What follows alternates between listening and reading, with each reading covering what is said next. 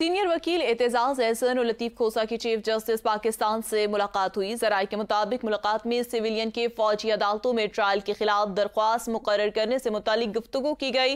मुलाकात में मुल्की मौजूदा सूरत हाल समेत दीगर कानूनी अमूर भी जेर बहस आए।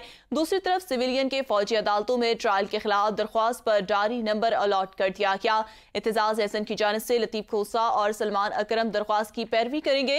दरख्वास्त में इस्तदा की गई है कि वफाकी हुकूमत का फौजी अदालतों में ट्रायल का फैसला कलअदम करार दिया जाए। इसी हाल से बात करते हैं मोहम्मद इब्राहिम से। जी मोहम्मद इब्राहिम, आगाह कीजिएगा।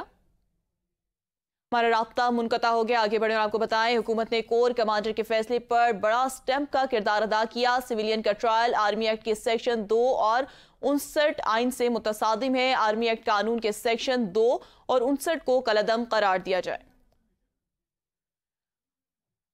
आपको अपडेट करें हैं, सिविलियन के फौजी अदालतों में ट्रायल के हवाले से दरख्वास्त पर जारी नंबर अलॉट किया जाए। दरख्वास्त में फौजी अदालतों में ट्रायल का फैसला कलअदम करार देने की इस्तदा की गई है। बात करते हैं मोहम्मद इब्राहिम अब्बासी से। जी मोहम्मद इब्राहिम अब्बासी, आगाह कीजिएगा।